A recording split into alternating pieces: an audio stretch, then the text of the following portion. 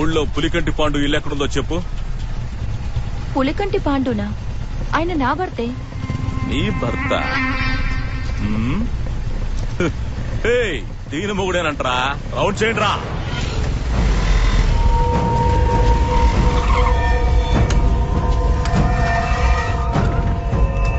హిరణ్య, ఈ పిల్లని మీ నాన్నకి చూసింది. కత్తిలా ఉంది కదా. మా నాన్న కొనడానికి భూమిని చూసినా సరే, చేసుకోవడానికి పిల్లని చూసినా సరే కత్తి లాంటి దాన్ని చూస్తాడు.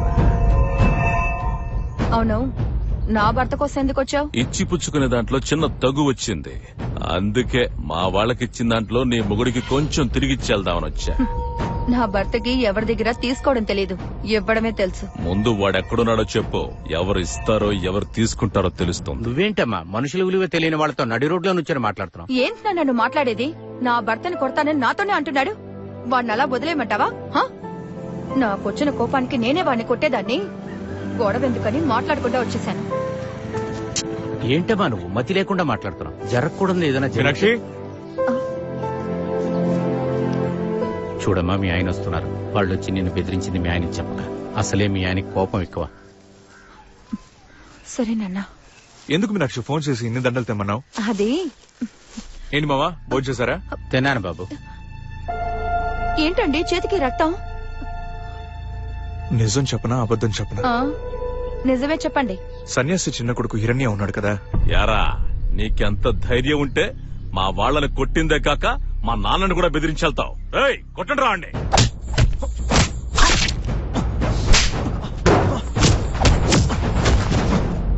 దెబ్బలు తినొచ్చి నించున్నారు.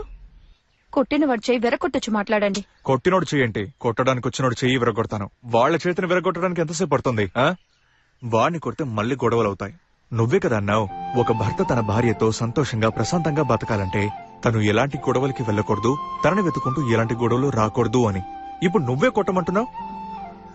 వద్దని వదిలేసాం, వదిలింది ఇక వదిలేద్దాం.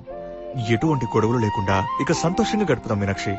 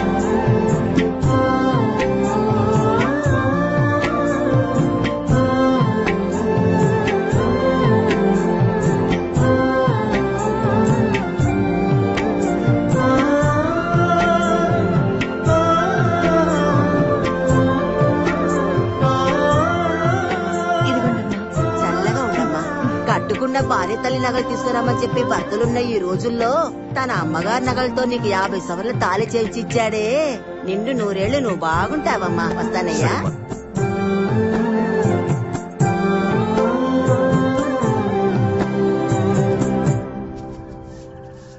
అవును మీనాక్షి, ఈ వరలక్ష్మి వ్రతం ఎందుకు చేస్తారు?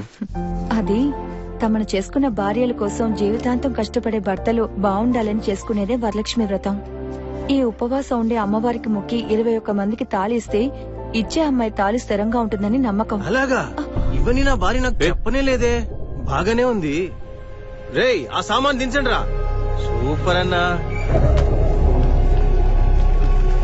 దించండి రా, దించండి రా. రే, జాగ్రత్త దించండి రా. నువ్వు ఇక్కడే ఉన్నావా? బామర్దే, నేను ఒకళ్ళని కొట్టాం కదా, వాడు వీడే. మనం ఆడుకోవడానికి ఒకడు దొరికాడు. వీళ్ళేనా మిమ్మల్ని కొట్టింది? వీళ్లు కొట్టడం వల్ల ఈ రోజు నీ మొగుడు ప్రాణాలతో ఉన్నాడు. నా కొడుకు హిరణ్య కొట్టాడనుకో, ఈ రోజు వీడు ఇలా నిల్చుని ఉండడు. అవును, ఆ రోజు ఏదో అన్నావట, నా మొగుడికి ఇచ్చే అలవాటే గాని పుచ్చుకునే అలవాటు లేదని. ఎవరు ఇస్తారు ఎవరు పుచ్చుకుంటారనేది పోను పోను తెలుస్తుంది. రావే.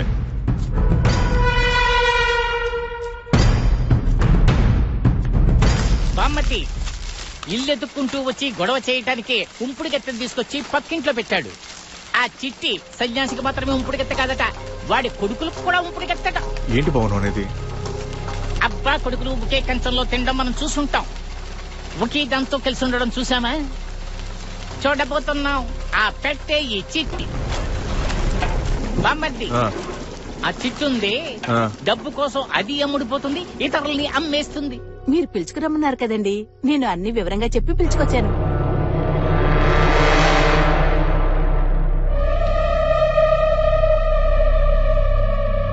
మీరేం చెప్పినా వింటుంది.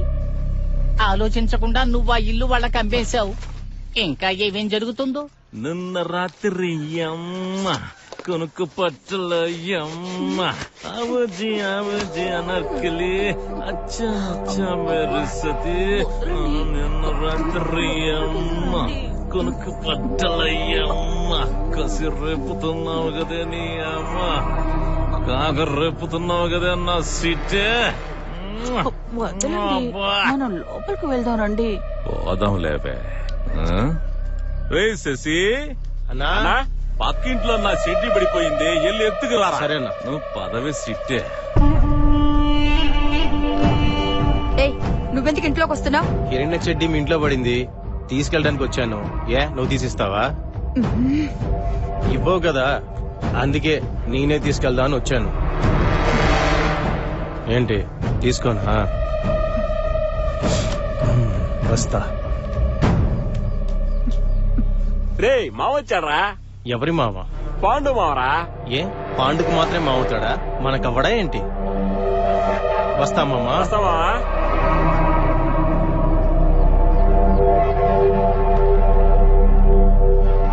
ఏంటమ్మా ఇది? వీళ్ళెందుకు ఇంట్లోకి వచ్చి వెళ్తున్నారు? అల్లుడు ఇంట్లో లేడుగా. బెల్లం మండికి రేటు మాట్లాడడానికి వెళ్లారు నాన్న. అన్నా సరుకు బాగుంది, చాలా నాణ్యంగా ఉంది. ఎవరి సరుకు? కారంచేడు పాండుపాలెం నుంచి వచ్చింది కదా, అందుకే గట్టిగా నాణ్యంగానూ ఉంది. నిన్ను నువ్వు పంపిన సరుకును చూస్తుంటే సంతోషంగా ఉంది బాబు. బాబు టీ తాగు బాబు. రాము, మామా ఏంట్రా టీ ఇస్తున్నావు? స్కూల్ కు పోలేదా? బాబు వీడు మీకు తెలుసా? నా భార్య అన్న కొడుకు. అలాగా, కష్టాల్లో ఉన్న కుటుంబం అని చెప్పి ఇక్కడ పనులు పెట్టారు. చదువుకునే కోరాడిది తీసుకెళ్ళండి బాబు. ఇదిగో బాబు, ఇందులో 50,000 ఉంది. బెల్లం ఎంత ఉందో పంపండి, లెక్కల తర్వాత చూసుకుందాం. సరే వీడిని తీసుకెళ్ళండి. రారా. మామా మన ఆనంద్ వాడెక్కడున్నాడరా? రే ఆనంద్. మామా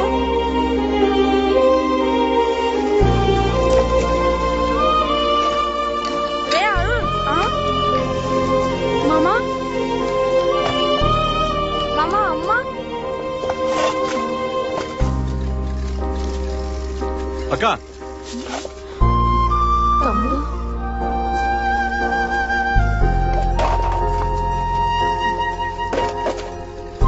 ఏంటక్క ఇదంతా? ఏం చేయమంటావయ్యా? వాళ్ళిద్దరిని పనిలోకి పంపిద్దామని మేమనుకుంటే వాళ్లే మా ఇద్దరిని పనికి పంపారు. అది సరే, పిల్లల్ని ఎందుకు పనిలో పెట్టారు? అమెరికాలో పిల్లలు పనిచేస్తూనే చదువుకుంటారంట, అదే విధంగా మన పిల్లలు పనిచేస్తూ చదువుకుంటారని పనిలో పెట్టారు. దాన్ని మీరు పిల్లల్ని స్కూలుకు పంపిద్దామనుకున్నాం. ఫీజు కట్టలేదు, బడి పక్కకే రావద్దని పాపం పిల్లల్ని తరిమేశారు. తాళి కట్టిన భర్త భార్య కష్టపడుతుంటే చూసైనా మారాలి, లేదా పిల్లలు పడుతున్న కష్టం చూసైనా మారాలి. ఈ రెండూ చూసి మారనివాడు ఇంకేం చూసినా సరే మారడు. అది సరే, మీనాక్షి ఎలా ఉంది? ఏట మాసమా? అబ్బా ఇంకొంచెం అయ్యమ్మా. బాగుందమ్మా. కడుపు నిండా తినండి అన్నయ్య. అలాగమ్మా. మీనాక్షి, ఎవరొచ్చారో చూడు. వదినా, రండి వదినా. మీనాక్షి, రండి రండి అక్క. బాగున్నాను వదినా. ఏయ్, ఏంటి ఎంత లేటుగా వస్తున్నారు? మీ ఇద్దరిని బామ్మర్ది ఇంటికి తీసుకొస్తున్నానని చెప్పగానే ఎక్కడ అక్కడ తిన్నగా ఇక్కడికి వచ్చాం. ఇది తెలుసుకోకుండా అలా చూస్తారేంటి? వచ్చే రాగానే మా చెల్లెలు భోజనం చేయండి అన్నయ్య అంది. వేట మాంసం వేరే తినడానికి మెత్తగా రుచిగా వేరే ఉందా? అందుకే నేను తమ్ముడు కాస్త ఎక్కువగా వేయించుకుని తింటున్నాం. వేట మాంసం అంటే ఇలా ఉండాలిరా. ఏంటి ఆడ గుడ్లాపుకించి చూస్తున్నావు? అన్నం తక్కువగా ఉంది, కూర ఎక్కువగా ఉందనా? అన్నం ఎక్కువగా తింటే షుగర్ వస్తుందంటనే. అందుకే నేను కూర ఎక్కువగా తింటున్నాను. కూరలు ఎక్కువ తింటేనే కదా పుష్టిగా ఉండి చివరి వరకు నీతో కాపురం చేయగలను. ఎందుకు చివరి వరకు తోడుండి గొంతు కొయ్యానక? నువ్వు ఒక మనిషివేనా? అక్క, ఏంటక్క భోజనం చేసేటప్పుడు తిడుతున్నావు? ముందు చల్లనివ్వండి. స్కూల్ ఫీజు కట్టేసి వస్తాను. పిల్లలు స్కూల్ కు పోతారు. వద్దు తమ్ముడు, ఇంతవరకు మాకెంతో చేశావు. మా వల్ల నీకెందుకు ఇంకా శ్రమ? నాకేంటే కసరమా? తోడబుట్టినోళ్ళుంటే చైనా ఏంటి?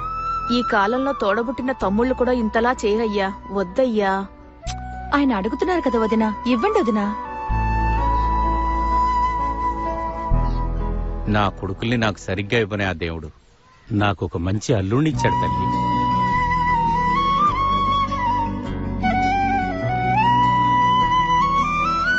ఇలాంటి వ్యక్తి భర్తగా రావడం అనేది నిజంగా నీ అదృష్టం. ఆ దేవుడు నీకిచ్చిన వరమిది. పోయిన జన్మలో నువ్వు చేసుకున్న పుణ్యం.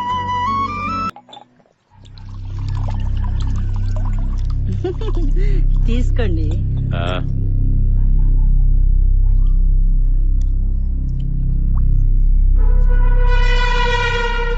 ఏమైంది మామా? వద్దా?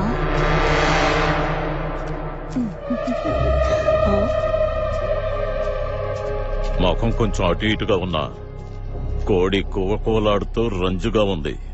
సూప్ పెట్టుకుని తాగామనుకో గుండెల్లోకి దిగుతుంది. దించేద్దాం. కరెక్ట్ గా ఉందమ్మా?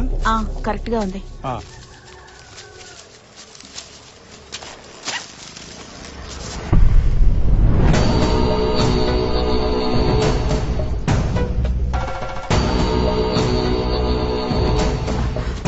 అలా మర్చిపోయాను, 1 కిలో షుగర్ ఇవ్వరా? త్వరగా.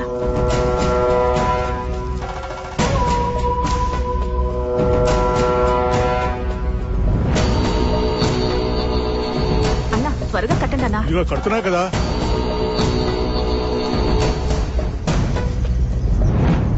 అమ్మయ్యా, ఎంతైంది? 45 రూపాయలు. 10 కోడిగుడ్లు ఇవ్వండి.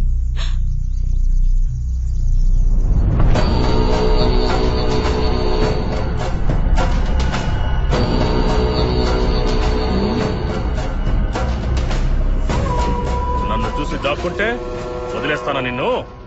ఇదిగో చూడు, నువ్వు నీ మొగుడు ఎక్కడికి వెళ్ళినా వదిలిపెట్టను. ఏ ఊళ్ళో దాక్కున్నా వేసేస్తా. తీ డబ్బు, తీయమంటుంటే. అన్నా అన్నా, 1 వారం ఓపిక పట్టన్నా, ఎలాగైనా ఇచ్చేస్తాను. అందరూ చూస్తున్నారు, నా పరువు తీయకండి అన్నా. మీకు పుణ్యం ఉంటుంది. నా తల తాకట్టు పెట్టైనా 1 వారం రోజుల్లో మీ అప్పు తీర్చేస్తానన్నా. 1.5 సంవత్సరం అయింది, గతి లేదు. 1 వారంలో ఇచ్చేస్తావా? ఇది నేను నమ్మాలి? ఇదిగో చూడు, ఇచ్చిన డబ్బు వడ్డీతో సహా ఇప్పుడు రావాలి. లేదంటే నువ్వు వెళ్ళలేవు, నేను ఇక్కడి నుంచి కదలను. జాగ్రత్త. ఏమండి, ఇలా నడ్ రోడ్డు మీద ఆపి అందరి ముందు అడుగుతున్నారే, ఆవిడికి అవమానంగా ఉండదు? అవమానం అనుకుంటే మొహాన్ని కొట్టేసేవాళ్ళు కదా. సరే, ఎంత ఇవ్వాలి? వడ్డీతో కలుపుకుంటే దాదాపు 2 లక్షలు అవుతుంది. ఇంకో వారం రోజుల్లో తప్పకుండా ఇచ్చేస్తుంది. ఇవ్వకుంటే నేనిస్తాను. నేనెవరో తెలుసుగా.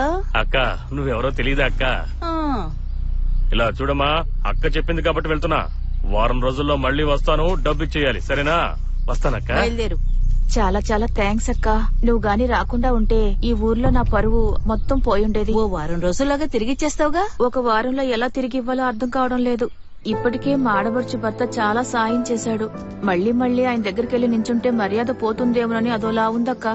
ఏం చేయగలం? ఇలా తాగుబోతులకి జోదగాళ్ళకి పెళ్లాలైతే సిగ్గుతో చితికిపోయే మాటలు వినాల్సిందే. లేదంటే నాలాగా సిగ్గు విడిచి బతకాల్సిందే. ఏమిటి అలా చూస్తున్నావు? నీ మొగుడులాగే నా మొగుడు కూడా పచ్చి తాగుబోతూ జోదవాడే వెదవే. నేను ఇప్పుడు మారతాడు అప్పుడు మారతాడని చూసి చేతులు కొన్నవి, చెవులు కొన్నవి, మెళ్ళ ఉన్నవి, అంతెందుకు ముక్కు పుడకతో సహా అమ్మేసి కాపురం వెలగబెట్టాను. వాడు చివరి వరకు మారేలా అనిపించలేదు. నేను ఎంతో ఓపిక పట్టాను. ఆ జోదుగాడితో కాపురం చేస్తూ అవమానపడ్డం కంటే ఉంచుకున్న వాడితో సంతోషంగా ఉంటే బాగుంటుందిలే అనుకున్నాను. ఇప్పుడు నేనేం చెడిపోయాను? చొక్కాల్ని మార్చినట్టు మగాళ్లు పెళ్లాల్ని మారుస్తూ ఉంటే, బొట్టు మార్చినట్టుగా చీర మార్చినట్టుగా మనము మగాళ్ని మారుస్తూ పోవలసిందే. నువ్వు కొడితే నేను కొడతాను, నువ్వు తాగితే నేను తాగుతాను, నువ్వు తిరిగితే నేను తిరుగుతాననే కాలం ఇది. ఇంట్లో ఉన్న మొగుడు పనికి పోకపోతే ఊళ్ళో ఉన్న మగాళ్ళ దగ్గరికి మనం పోవాల్సిందే.